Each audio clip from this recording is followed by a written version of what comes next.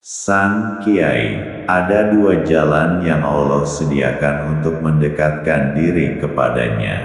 Jika Allah menghendaki kamu sampai padanya, maka kamu akan sampai tak peduli jalan itu lewat jalan mana juga.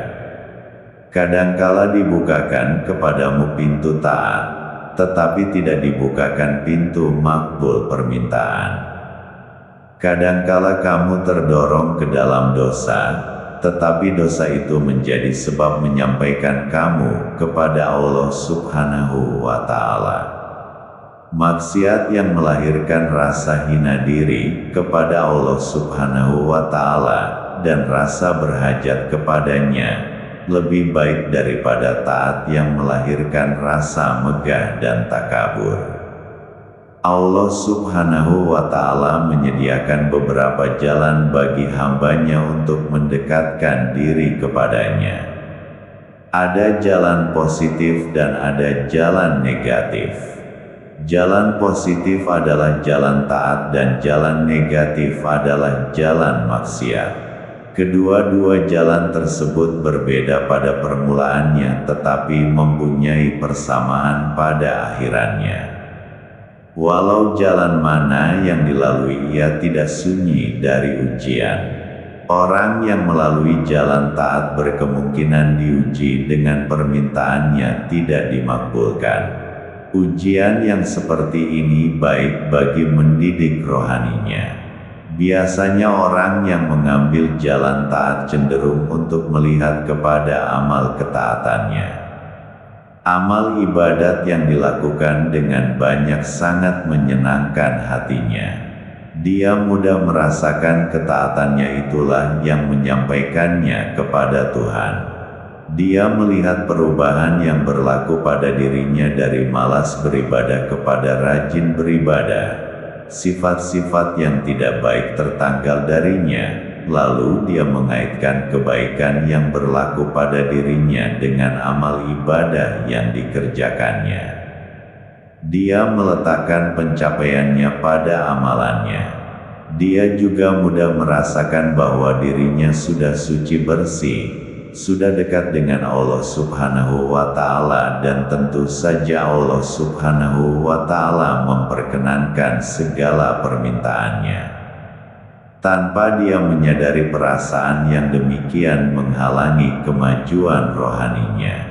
Perasaan tersebut menguatkan kesadaran diri sendiri karena dia dikuasai oleh kepentingan diri sendiri. Sifat ini tidak sesuai untuk mendekati Allah Subhanahu wa Ta'ala, karena orang yang dekat dengan Allah Subhanahu wa Ta'ala lebih senang dengan pilihan Allah Subhanahu wa Ta'ala daripada kehendak diri sendiri. Bertambah dekat dengan Allah Subhanahu wa Ta'ala, bertambahlah dia karam tenggelam dalam kerelaan terhadap takdir ilahi, sehingga dia tidak mempunyai kepentingan diri sendiri lagi. Semuanya diserahkan kepada Allah Subhanahu wa Ta'ala. Orang yang masih mempunyai hajat dan permintaan adalah orang yang belum bulat penyerahannya kepada Allah Subhanahu wa Ta'ala. Dia masih dihijab oleh kepentingan duniawi atau ukhrawi. Jika Allah Subhanahu wa Ta'ala berkehendak menyampaikan hamba ini kepadanya, maka dia akan menghancurkan kepentingan dirinya sehingga dia tidak berhajat kepada apa-apa lagi, kecuali sampai kepada Allah Subhanahu wa Ta'ala. Dalam proses menghancurkan kepentingan diri itu permintaannya tidak dimakbulkan. Apabila permintaannya tidak dimakbulkan sedangkan amal ketaatannya sangat banyak, dia akan mengalihkan pandangannya dari ketaatannya kepada Allah Subhanahu wa Ta'ala yang memegang hak memberi dan menolak. Dia tidak lagi melihat amal ketaatannya menjadi sebab untuknya sampai kepada Allah Subhanahu wa Ta'ala.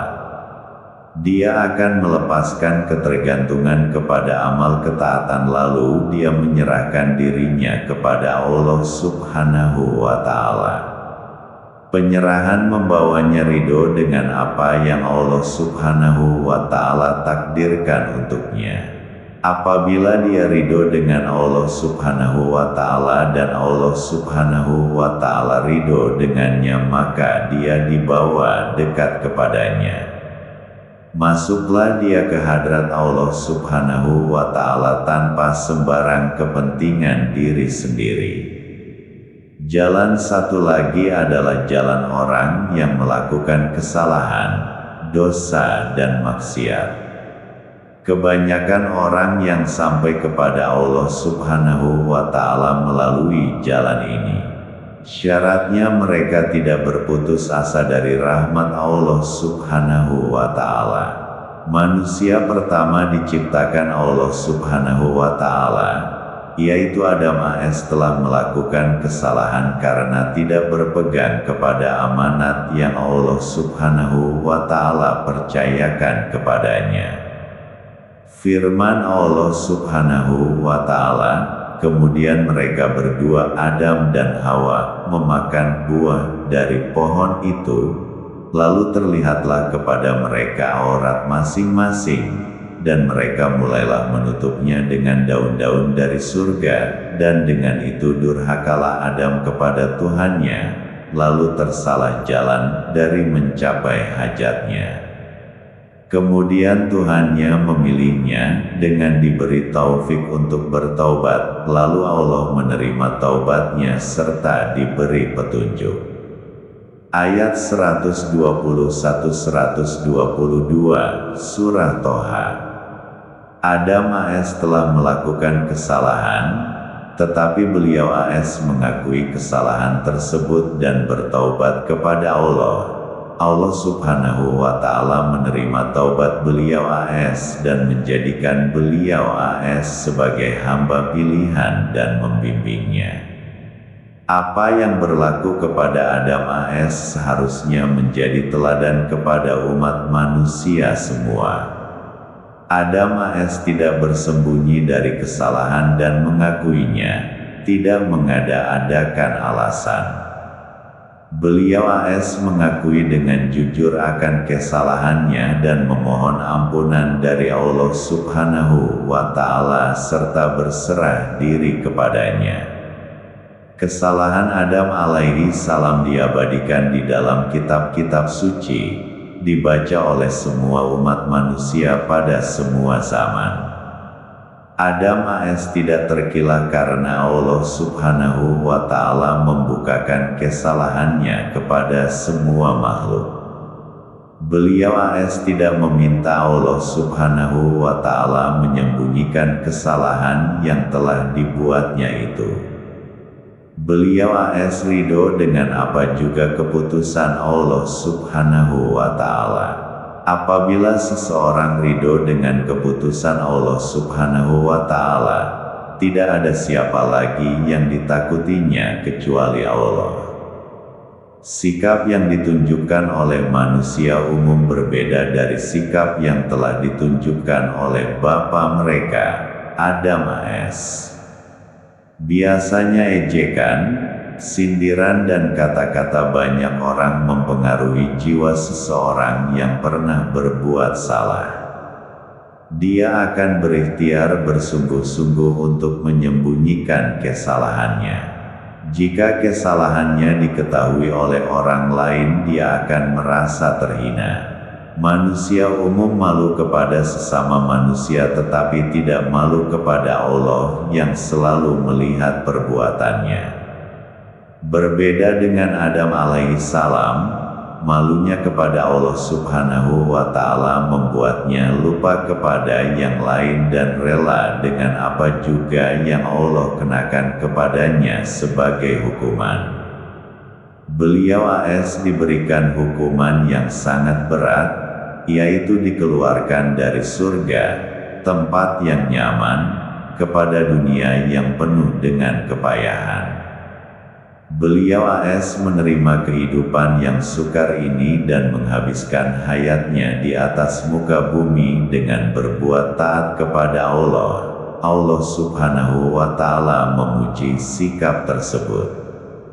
Dan orang-orang yang apabila melakukan perbuatan keji, atau menganiaya diri sendiri, mereka segera ingat kepada Allah lalu memohon ampun akan dosa mereka, dan sememangnya tidak ada yang mengampunkan dosa-dosa melainkan Allah, dan mereka juga tidak meneruskan perbuatan keji yang mereka telah lakukan itu, sedang mereka mengetahui akan salahnya dan akibatnya. Orang-orang yang demikian sifatnya, balasannya ialah keampunan dari Tuhan mereka, dan surga-surga yang mengalir di bawahnya beberapa sungai, mereka kekal di dalamnya, dan yang demikian itulah sebaik-baik balasan bagi orang-orang yang beramal. Ayat 135-136 Surah Ali Imran. Kesalahan, maksiat dan dosa sering melahirkan manusia yang insaf, bertaubat dan kembali kepada Allah. Mereka menghambakan diri sepenuhnya kepadanya. Allah Subhanahu wa Ta'ala senang dengan mereka lalu Dia membawa mereka hampir dengannya.